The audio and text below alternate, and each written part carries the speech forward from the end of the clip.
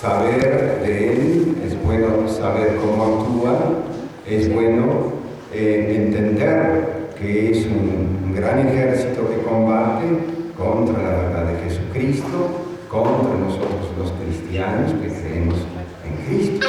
Pero la revelación de todos los tiempos, digo de todos los tiempos porque habida cuenta del pecado original, la promesa de la venida del Salvador ya está en el Antiguo Testamento. Nosotros tenemos la gracia hoy de decir y nombrar a Jesucristo con toda facilidad como centro de nuestra fe, pero eso ha sido preparado por la pedagogía divina por largos siglos. Y llegada a la plenitud de los tiempos, se hizo carne y vino a rescatarnos y murió por nosotros y todo lo que nosotros sabemos de nuestra fe. Ese es el centro de nuestra fe, con lo que implica todo lo que es el credo de nuestra fe, ¿no? Creer en la Trinidad, creer en la bienaventuranza eterna, creer en Jesucristo, creer en la Virgen María, creer como hay un camino de salvación. Eso es lo importante. Más este tema del enemigo también es necesario conocerlo porque uno de los grandes ataques que hizo el demonio a la Iglesia en el mundo presente, señalado ya por los pontífices, es el hombre de hoy, haber perdido el sentido del pecado y sobre todo también haber perdido esta noción de que hay un ser eminentemente malo que busca perdernos.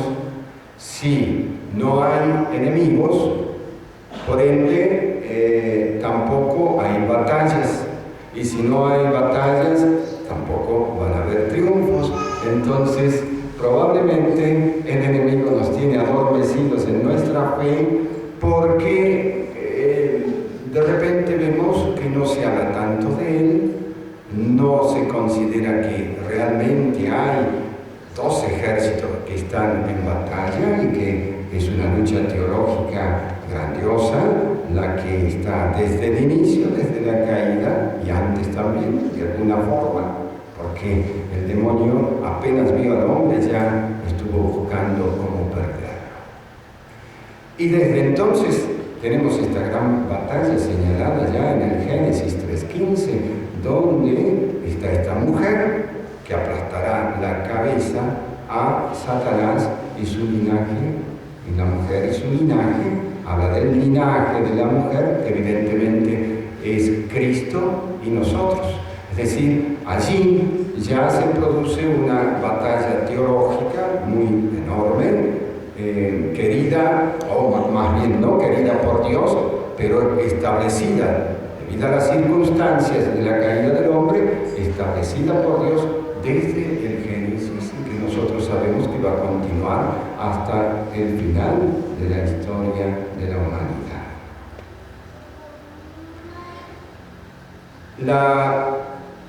El año de gracia del 2000 fue un año grandioso que creo que la mayoría de ustedes, salvo los más niños o los menores de 14 años, no lo han alcanzado a vivir, pero fue un año de gracia formidable, no solo porque tuvimos la preparación de ese año, la Iglesia se ha preparado con un trienio, sino que también ha abierto las puertas de santas, un santo, que hoy lo tenemos y lo celebramos como santo, San Juan Pablo II, y que ha consagrado el milenio a la Virgen María, al Inmaculado Corazón de María. Ustedes saben esto. Y lo ha consagrado el milenio también a la Divina Misericordia en Polonia. Vale decir que estas consagraciones que hizo un santo de la Iglesia y de la humanidad son muy importantes. Fue un año celebrado por nosotros, pero un año de gracia enormísimo. Pero a su vez ha pasado que cuando se establece una gracia muy grande, inmediatamente el demonio quiere atacarla. Ustedes saben, por ejemplo, no sé si es una imagen del Antiguo Testamento, como Dios había elegido a Jonás para una tarea muy imponderable, que era la conversión de Nínive, aun cuando Nínive era un pueblo pagano. ¿Y qué pasó con Jonás? Fue tentado por el enemigo, terminó tratando de desvirtuar toda esa misión, todo ese ministerio que le había pedido Dios, y terminó en el vientre del cetáceo, renegando de su situación hasta que termina yendo a Nínive. Es decir, lo que quiero expresarles es que cuando hay una gracia muy grande, el demonio trata de atacarla. Es más, les voy a sacar continuamente algunos elementos que en esta tarea exorcística uno va comprendiendo cada vez más. Ustedes saben que hablando una vez con el demonio, no siempre se puede hablar con el demonio, porque está vedado hacerlo en los exorcismos, mas al final, cuando ya está un poco vencido por las oraciones que hace la Iglesia, el demonio está sometido y uno le puede obligar a contestar cosas nada más que con la verdad, porque es el padre de la mentira.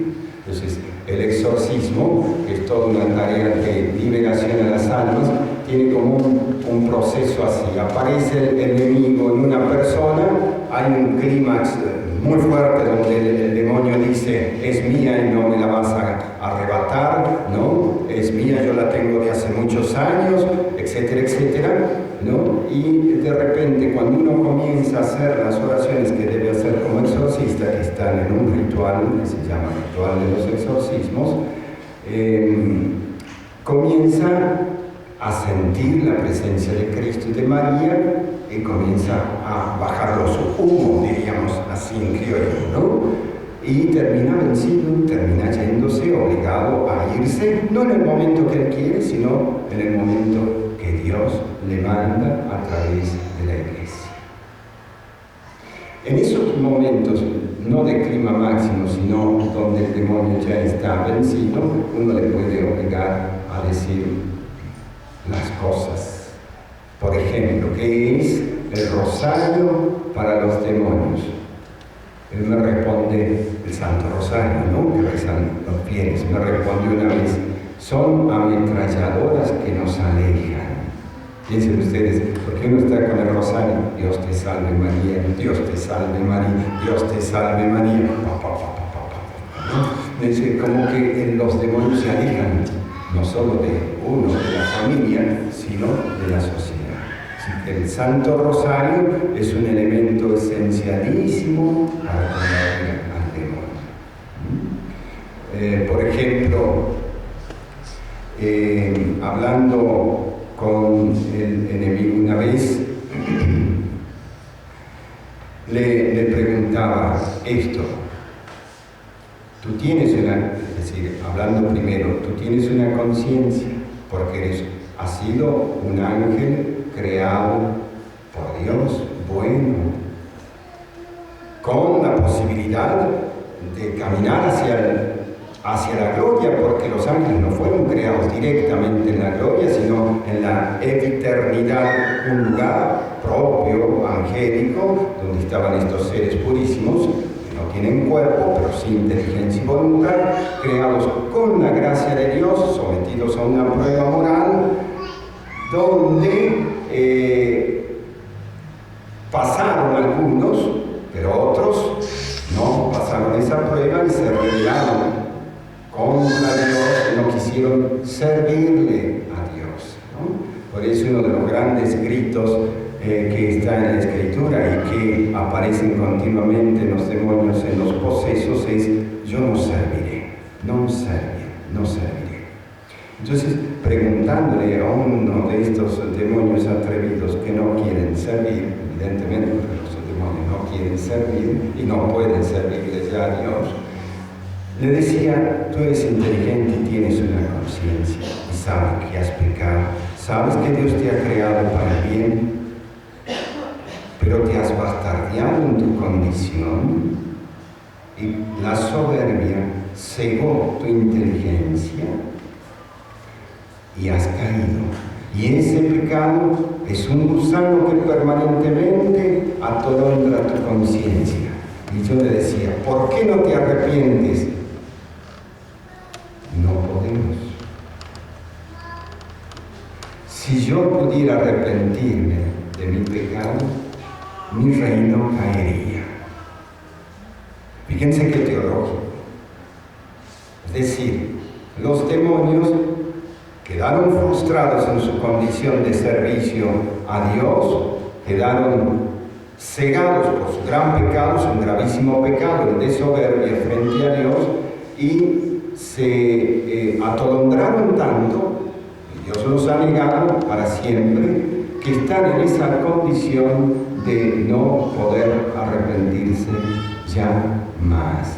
Eso nos hace pensar a nosotros que cuando en nuestro corazón se instala el hecho de no arrepentirnos de nuestros pecados y encallecer nuestras conciencias, eso es una obra del enemigo en nosotros y nos estamos pareciendo de alguna forma al ángel caído que no quiere convertirse en sus pecados. Por eso Jesucristo comienza la instalación del reino suyo a través de Juan el Bautista, que es justamente esto, nos pide que nos arrepintamos de nuestros pecados. Condición indispensable para establecer el reino de Jesús. Porque arrepentidos de nuestras faltas, hacemos posible que a través de ese arrepentimiento venga la generosa misericordia del Señor y Él se instale en nuestra alma.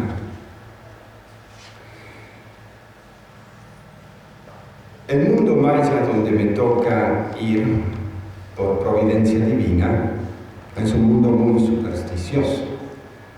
Ustedes saben que en ese mundo existía el problema de la idolatría y también de la oferta de seres humanos, cortar la cabeza, ¿no? Rodaban la cabeza por las pirámides mayas, que actualmente son monumentos importantes que se destacan allí, especialmente en el sur de México. Ese mundo maya era muy supersticioso y lo sigue siendo. Así como en general el pueblo mexicano tiene mucha fuerza en su fe, porque la Virgen María hizo maravillas con ese pueblo. A lo mejor algunos dicen, yo no creo en Cristo, pero sí en María de Guadalupe, yo soy guadalupano, ¿no? Es decir, no, en México a lo mejor el 50, 60 o 70% es católico, pero el 100% guadalupano. Sea como fuese, la Virgen se ocupa de ese pueblo, ¿no? Tiene mucha fe, es un pueblo de mucha fe, pero así también esa fe puede ser trastornada fácilmente con la superchería, con la superstición, puede ser derivado a creer otras cosas, es decir, sacado del centro de la fe de ellos a Cristo y la Virgen, la Iglesia, etc., son llevados fácilmente a creer otras cosas. No solo pasa en México, ¿no? Está pasando en este mundo actual donde la fe en general del pueblo cristiano ha decrecido tanto. El padre Gabriel Amor hace referencia, un gran exorcista de Roma, que en la medida que decrece la fe del pueblo cristiano, como el hombre siempre tiene que estar creyendo en algo, crece la superstición. Entonces, este mundo maya tiene una gran raíz supersticiosa. La mayoría de la gente que nos llega a nosotros ha pasado por los brujos. Frente a los problemas existenciales que ellos tienen, inmediatamente recurren a lo que era, por así decir, el chamán de la tribu, porque cuando tenían alguna enfermedad, pues no había la medicina oficial, entonces ¿a quién iban a recurrir? Recurrían a la que hacía los teces con yuyos, o recurrían al chamán, al brujo de la tribu. Eso más o menos se conserva actualmente.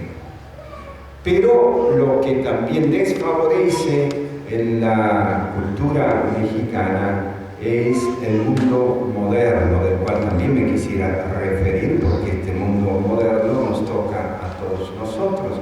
El mundo moderno o posmoderno, que tiene sus raíces profundamente anticristianas, porque es un mundo que está apostatando de la celebración a Jesucristo como el Salvador. Y lo equipara a Cristo como cualquier otra cosa, o como cualquier otro ser, o como cualquier otro hombre.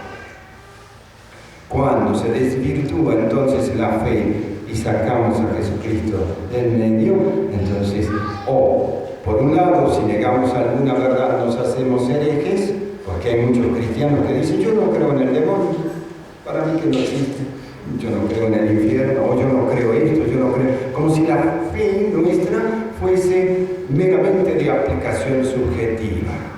No, la fe nuestra ha sido revelada por Jesucristo, el fundador de nuestra fe. El que nos ha revelado nuestra fe es Jesús. ¿Y yo quién soy para negar alguna verdad de la fe? Nadie.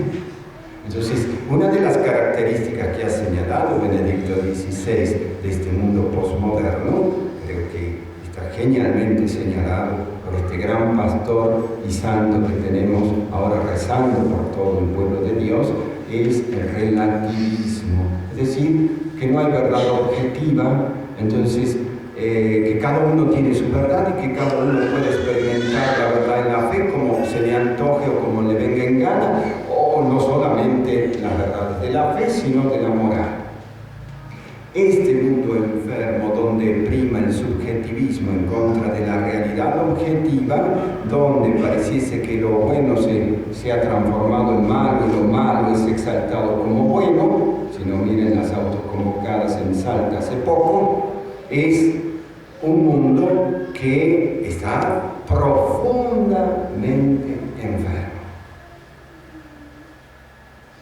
Ese mundo, es decir, hablaba de una raíz antigua del mundo maya y una raíz moderna que afecta a los mexicanos, como nos afecta a todos nosotros también. Una de las características que tiene este mundo postmoderno es la falta de interioridad del corazón, entre otras cosas, además del relativismo de la fe. Vivimos volcados hacia afuera y no hacia adentro, no hacia el mundo interior. Si vivimos volcados hacia afuera, permanentemente con preocupaciones hacia afuera, y no damos nunca posibilidad al mundo de la fe, a nuestro desarrollo espiritual, vivimos preocupados de nuestro cuerpo, vivimos preocupados del trabajo, vivimos con la agenda completa para cosas exteriores, pero nos falta un tiempo en la agenda para yo mismo, es decir, para yo y mi relación con Dios. Entonces es un mundo que se vuelca hacia la exterioridad y que se vacía en su contenido de fe, de esperanza y de caridad. Piensen ustedes que las tres grandes virtudes que nos ayudan a trascender este mundo, el mundo de lo efímero, son justamente las virtudes teologales, cuyo centro es Dios, la fe que nos hace creer en Jesucristo, la esperanza que nos hace esperar de Jesucristo en Él y todos los medios para poder llegar a Él y al cielo, y la caridad mirando a Dios como nuestro amor fundamental y al prójimo por amor a Dios. Entonces, cuando esas tres virtudes que nos hacen trascender se han desvirtuado, inmediatamente el demonio se ocupa de transformarla en otra cosa. Es decir, una fe adventicia, que ya no es la fe católica, una fe fabricada por yo mismo, una fe que me expresa un Dios que no es el Dios verdadero, que es el Dios a mi imagen y semejanza, no el Dios que es, sino el Dios que yo me he fabricado porque me conviene, un Dios a mis propósitos. Entonces, también empiezo a esperar ya cuando he desfigurado la fe, probablemente porque el demonio la ataca también, desfigura inmediatamente la esperanza, porque si ya no espero en el Dios verdadero, y no espero en los sacramentos, y no espero en todo lo que la Iglesia me da para la salvación, empiezo a buscar elementos sucedáneos, empiezo a creer en el Reiki, en el mantra, en esto, en lo otro, y en las cosas orientalistas. Pongo esos elementos a manera de sacramentales que yo me voy fabricando. Vete allá, porque allá te hacen un bien, y te vas a sentir una paz extraordinaria, y te hacen... Y uno busca todos esos momentos, diríamos, de liberación, de sanación, pero que no están dentro del ámbito eclesial. Son legiones los cristianos que hoy recurren a estos elementos, diríamos, y a los chantapufes de la fe. Y eso va haciendo que evidentemente, inmediatamente cuando yo recurro a ese tipo de cosas, nuestra fe se va deteriorando profundamente y se va oscureciendo profundamente. Lo mismo pasa con la caridad. Una persona evidentemente que ya ha dejado que la fe se desfigure, que ya hizo un Dios a su manera, que ya ha buscado otros elementos para su liberación o sanación, que no son los que tiene la Iglesia, también se deteriora eminentemente la caridad, empieza a buscarse a sí mismo, ya no a Dios, empieza a buscar su comodidad. Y hay muchas religiones que buscan nada más que la comodidad del hombre, renunciando a la cruz de Cristo. Basta de sufrir. Ahí aparecen todas las opciones, ¿no? Basta, pare de sufrir, venga aquí que te quiere ganar dinero, pues haga esto, haga lo otro. En ese mundo, evidentemente, nos vamos a encontrar con alternativas de triunfos humanos, de un super yo. Mas no es el camino que nos enseñó Jesucristo. Él vino a abocarse, a hacerse nada, a caminar a la cruz. Nos enseñó el camino de la cruz como camino de liberación. Nos dijo: síganme, tomen su cruz todos los días, sigan detrás de mí.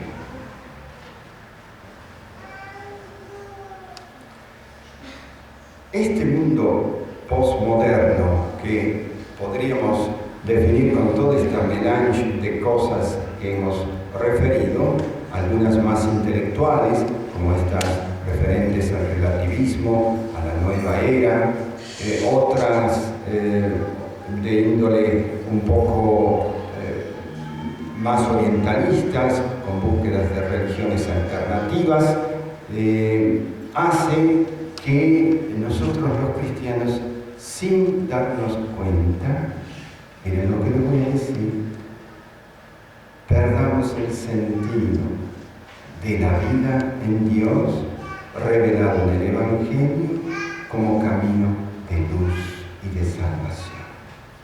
Y entonces nos vamos disponiendo a vivir en el camino de la mentira y de la oscuridad. Y eso es dejar las puertas abiertas a muchas cosas como las que vamos a hablar esta noche.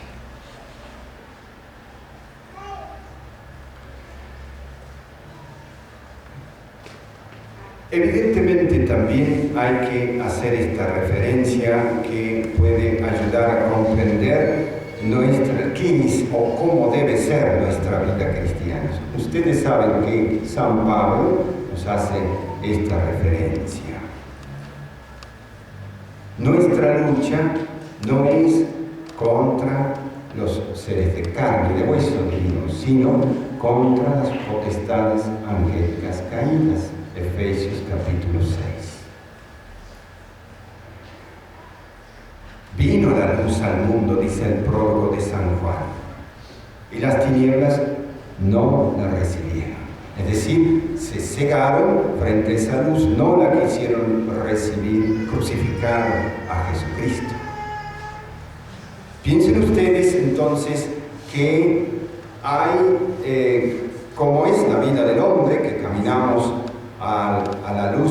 día y en las tinieblas de la noche. Esta expresión simbólica del caminar del hombre, luz y tinieblas, es la realidad misma de nuestra vida espiritual. Nuestra vida espiritual debe buscar la luz. Ya hemos sido iluminados por la luz el día de nuestro bautismo, mas el demonio no descansará para conducirnos a las tinieblas.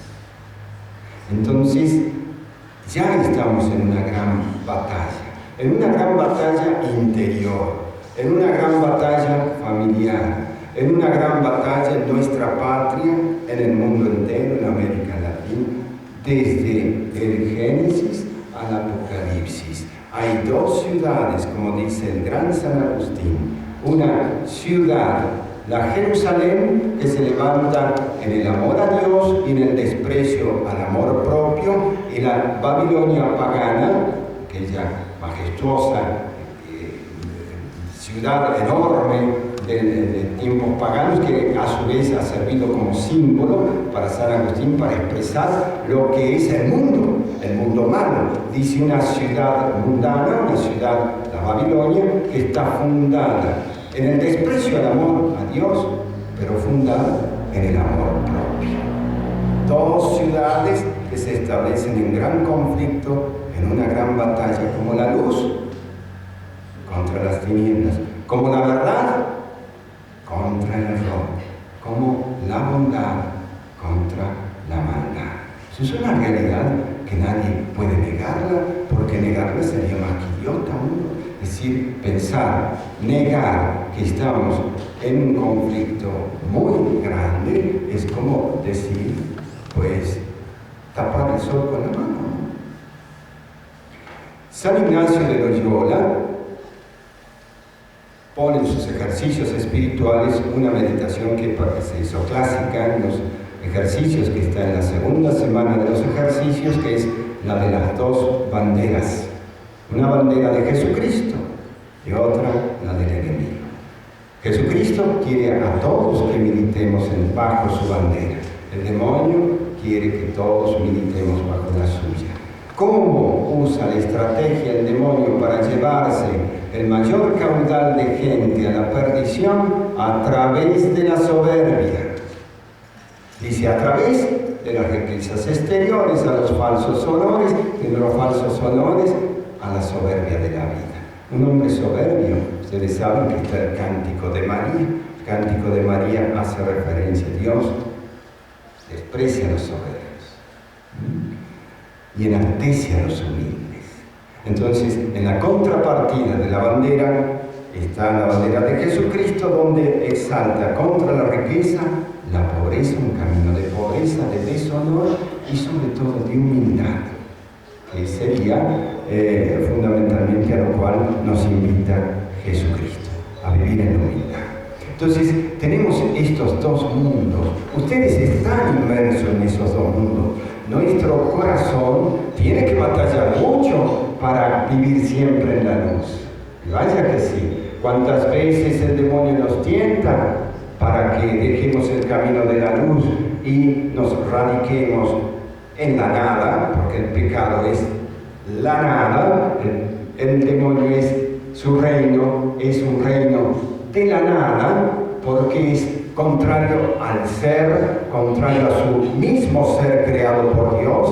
Él es criatura creada por Dios, pero ha negado esa condición, entonces ha tendido a la nada, y su reino de tinieblas es nada.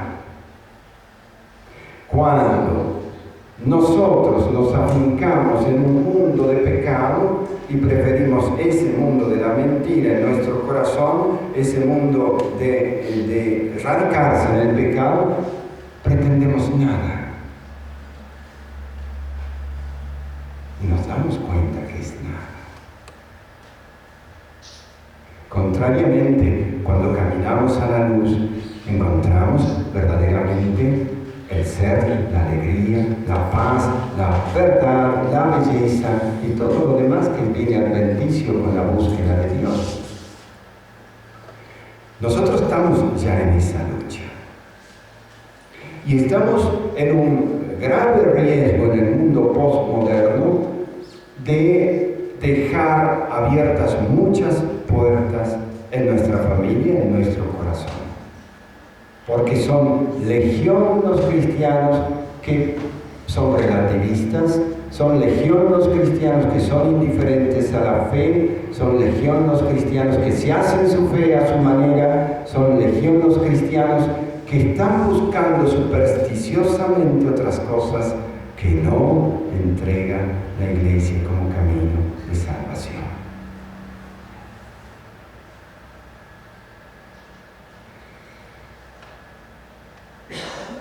Yendo un poco más al tema que nos embarga, aparte de este gran conflicto que es el tema de fondo, porque es un tema teológico, ¿no? Es un tema que no podemos nosotros obviar. Tú ya estás caminando hacia el cielo, Dios te ha invitado, te ha iluminado, te da todas las armas de la iluminación para poder llegar a ese cielo que es la luz perpetua, diríamos, y sin embargo nuestro corazón tiene ese gran conflicto de lucha. Gran conflicto de lucha. Entonces, San Pablo lo atestiguaba diciendo: siento dos fuerzas que tironean en mí, una que me eleva hacia lo alto y otra que me arrastra hacia abajo. O lo decía de otra forma en la carta a los Romanos: se alberga en mi carne el pecado.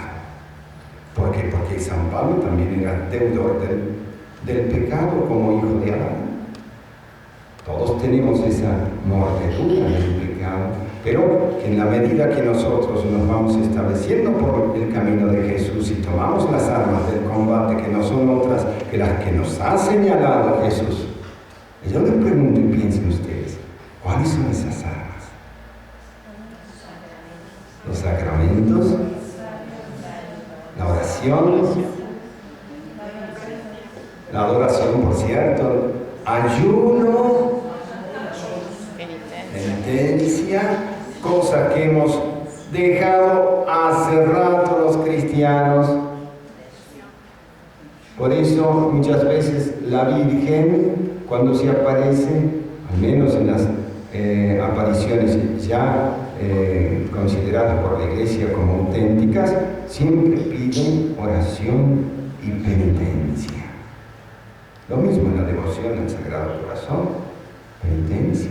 Hay que ayunar, es un arma de combate. Ustedes dirán, yo no puedo con esto, siempre me vencen. Pues nunca agarraste las armas que debes agarrar. A lo mejor ya te has acostumbrado a estar vencido. Pero si tuvieses las armas verdaderas del combate, que son la oración, ayunar, y ¿qué otra cosita nos estamos olvidando aparte de los sacramentos y de la oración? Ya, bueno, ya hablamos de los sacramentos. ¿Hay algo más? La limosna. La limosna. También debemos hacer limosna. Esos elementos han sido clásicos y han sido señalados por la Iglesia desde la Iglesia primitiva. Oración, penitencia, limosna, o de otra manera, diríamos ayuno, oración y limosna. Son armas extraordinarias. No puede faltar una sin la otra. No nos debemos solamente decir, ¿qué pasa que yo no triunfo contra este enemigo, este vicio que yo tengo, esto que quiero cambiar y que me pongo a llorar tantas veces, o al menos sufre mi conciencia porque no puedo vencer? Oración, ayuno y limosna. Claro, pensamos que a lo mejor un joven que está en ese combate no tiene mucho dinero para entregar en limosna, pero hay muchas maneras de hacer limosna. Podemos entregar nuestro trabajo al servicio de alguien, podemos dar tiempo al servicio de otros como manera de limosna. No se hace solamente limosna con el dinero. Habría muchas formas de hacer limosna.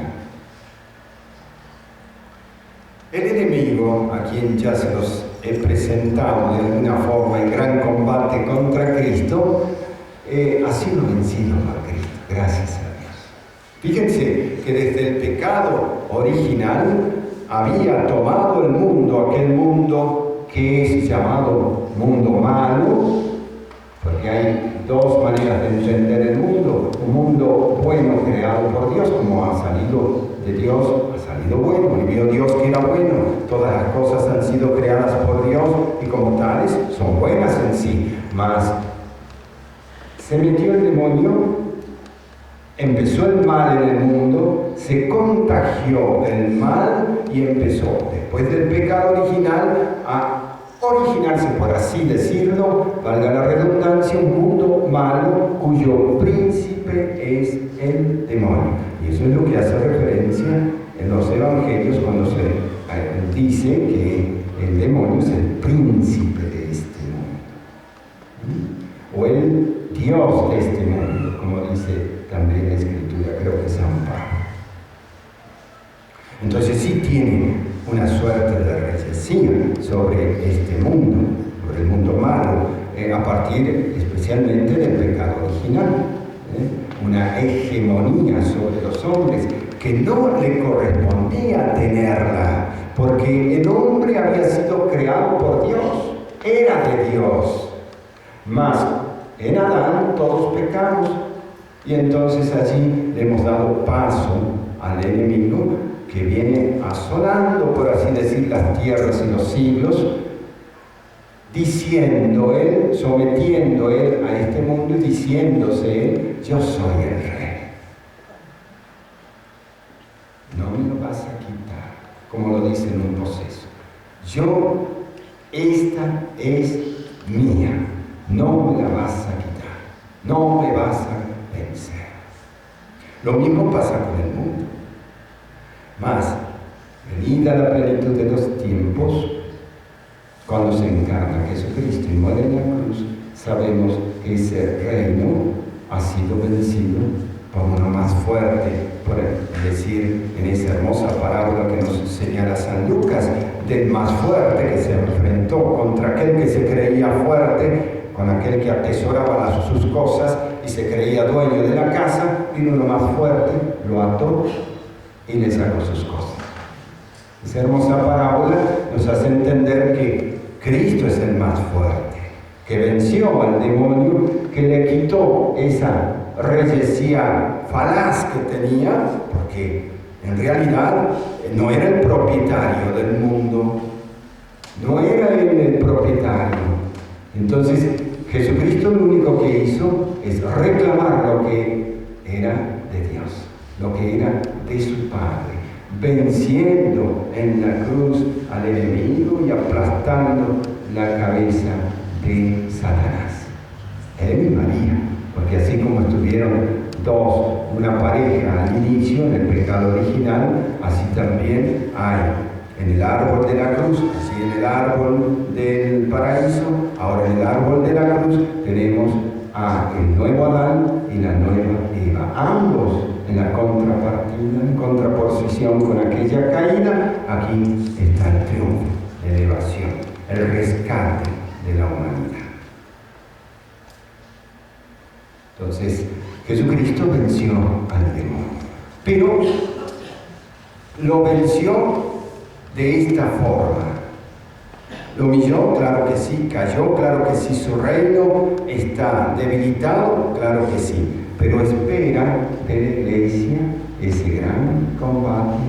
Lo que falta a la pasión de Cristo lo tenemos que completar nosotros los cristianos, porque conformamos una sola unidad con Cristo, por el decir de San Pablo, ¿no? Una cabeza y un cuerpo es la Iglesia. Cristo venció al demonio, pero ¿qué espera Él que hagamos nosotros? Que venzamos al demonio en su nombre. No lo vencemos en nombre nuestro, lo vencemos en el nombre de Cristo. Fíjense que Jesucristo comenzó su reino trabándose en combate contra el demonio en el desierto. Antes de comenzar a predicar su reino, lo primero que hizo es enfrentar al demonio. Y San Juan en la primera carta hace esta referencia: Cristo vino al mundo para destruir las obras el diablo.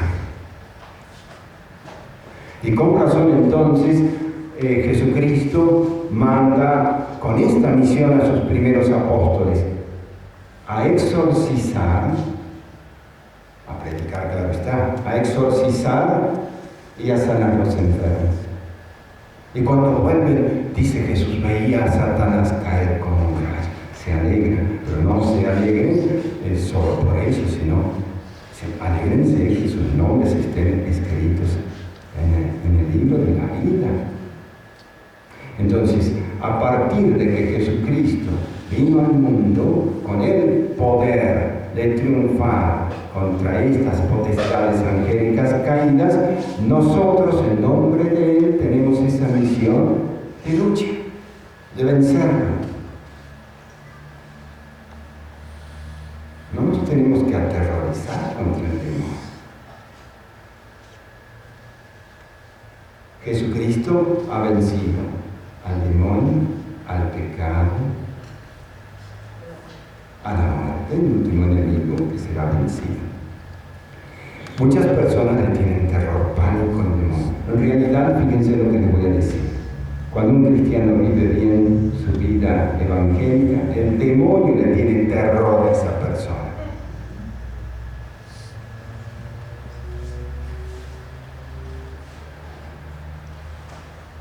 Entonces, es innegable nuestra gran batalla. ¿Cómo actúa el demonio, además de llevarnos a la soberbia, como decíamos según San Ignacio, verdad? De múltiples formas, por cierto, ¿no? En la cultura, si nosotros hablamos de la cultura, con la mentira, con la tergiversación de los valores morales, con la exaltación de lo que es mentira, lo que es disvalor, lo que es lo malo. ¿Ustedes creen que solo es obra de algunos hombres, de algunos presidentes, en nuestras situaciones morales y de disvalores en nuestro país o en el mundo entero? No, seríamos más que tontos de pensar solamente así. Algunas personas sí, claro, sirven más al enemigo que otras. Pero hay una concertación del ejército caído para llevar a la cristiandad, sobre todo, que debe iluminar al mundo por el camino del error, del mal, de la fealdad, de la violencia.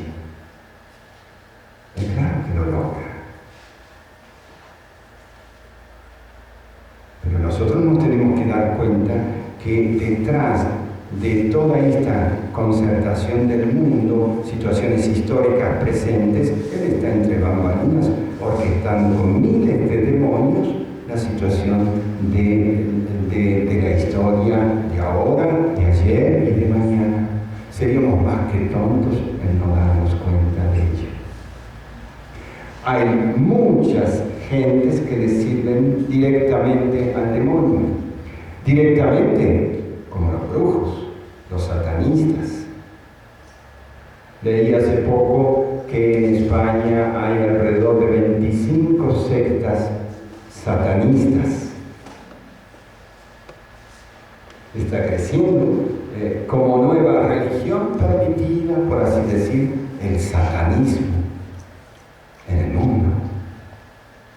Se ha hablado inclusive de la consagración del mundo a Satanás.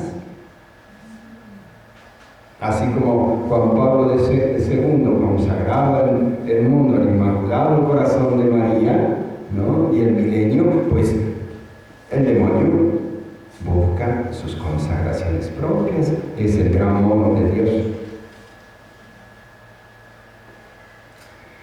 En la cultura actúa así. ¿Cómo actúa en una persona, en un ser individual? De dos maneras fundamentalmente. Actúa de manera ordinaria y de manera extraordinaria.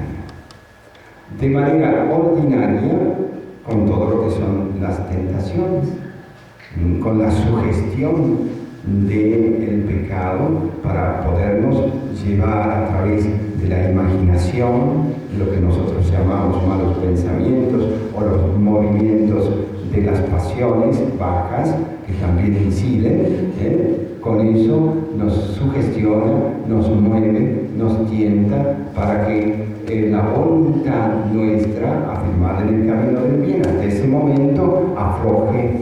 Y cuando nosotros decimos que sí, pues ya allí nos encadena el mal. Esa es la obra de sugestión que perfectamente la podríamos determinar en su psicología de tentación utilizando las palabras del Génesis donde el demonio se presenta a Eva. No lo vamos a hacer ahora, pero eso sería digno de estudiarse. Allí hay una verdadera psicología de la tentación. Algo de eso también hay en el huerto, en el desierto con Jesús. ¿Cómo actúa Él para tentar? ¿No? De manera extraordinaria. ¿Qué le llamamos manera extraordinaria? No a todos. Esa manera extraordinaria que puede atentar el demonio a una persona es a través de obsesiones, vejaciones y posesiones diabólicas. Me voy a detener un poquito en estos elementos, además de infestaciones de las casas, de sitios, de lugares, etc. ¿Qué cosa es una obsesión? Una obsesión es una molestia continua en la imaginación, nosotros decimos en el pensamiento, con palabras recurrentes o imágenes recurrentes, generalmente de índole blasfema. Por ejemplo, estoy rezando frente a una imagen de María y continuamente me vienen blasfemias contra María. A ustedes a lo mejor alguna vez les ha pasado, no de manera habitual, sino esporádicamente, cuando el demonio viene, porque yo no lo quiero, irrumpe de repente con un pensamiento de esta índole, con una palabra fea, es porque es obra de él, no tuya. Quédate tranquilo porque eso no es tuyo, no moralices eso, ni te vayas a confesar de eso. Lo único que tienes que hacer es que ya me está molestando el otro, darte cuenta, advertir que es su presencia la que está molestando. Cuando eso se hace habitual en una persona, cuando es continuo, palabras recurrentes, imágenes recurrentes, entonces es probable que se albergue una puertita allí muy abierta que es lo que se llama obsesión. ¿Qué cosa es la vejación? La vejación es una situación muy difícil para la persona, aún para la familia, puede ser para una familia entera, o sea, en una persona o en una familia, en un núcleo familiar, que puede ser exterior, es decir, con la pérdida de trabajo, diríamos una persona que pierde continuamente su trabajo, continuamente es un fracaso su vida, o el núcleo familiar que puede pasar lo mismo, eso se llama vejación. Pero también no solo exteriores en el ámbito laboral, sino que inclusive en el ámbito físico, es decir, de repente aparecen continuas enfermedades sin saber cómo. Uno sale de uno y se mete en el otro, y se sale de ese y se sigue estando así, y voy al médico y me dice el médico no tiene nada, y esto y el otro, y es una situación que es espantosa porque no te deja en paz. Les pongo un ejemplo de vejación física para que nos demos cuenta. Una persona en cualquier planeta, en cualquier lugar del mundo, me llega a mí y me dice: padre, me voy a casar con una mujer, pero tengo un gran problema, apenas pusimos la fecha de matrimonio con el que va a ser mi marido, me broté entera. El novio había tenido otra novia y con esa novia un hijo. Resulta que esa novia, primera novia, se había dedicado a hacer el mal para que no llegue al casamiento, porque lo querría para sí. Entonces esta mujer empezó, la futura esposa, a brotarse entera. Le hizo una oración, ya había pasado por médicos, ¿no? Continuamente, toda brotada en su piel. Digo, úntese el aceite exorcizado, rezando, con esto se le va a pasar. Dicho y hecho, se le pasó. Se acercaba ya la fecha del casamiento y me la traen de nuevo en silla de ruedas sin poder caminar, con sus piernas que parecían un mazo de mortero así, enorme. Y todas llenas de burbujones, unas cosas espantosas así, moradas. No podía caminar. Fue a los médicos, no sabían los médicos qué le pasaba, porque esto le surgió de repente, de un día para otro. Entonces ahí me explicaron un poco más la situación, ya contándome que la mujer sí sabían que había ido a un brujo para el mal, ¿no? Entonces ella inició una oración de liberación fuerte y de protección para que se casase tranquila, y pudiesen hacer una luna de miel alegre, como todo el mundo desea, ¿no? Como todos los novios desean. Pasó el tiempo y me hablan por teléfono y era esta señora ya casada. ¿Qué pasó? Le digo, ¿te pudiste casar? Sí, padre, venga a nuestra casa, le vamos a hacer un asadito que le queremos contar. Bueno, así fue, se pudo casar tranquila, se le arreglaron las piernas inmediatamente con esa oración de liberación. Pasaron una noche luna de miel muy bien. El médico, eso no me lo había dicho en un inicio, me había dicho el ginecólogo, nunca va a poder quedar embarazada porque su útero es un desastre. En la luna de miel, pues quedó embarazada, ¿no? Y ya estaban esperando familia, después tuvo su bebé, hermoso bebé que no conocí. Y después se siguió trabajando porque quedaron secuelas en esta mujer.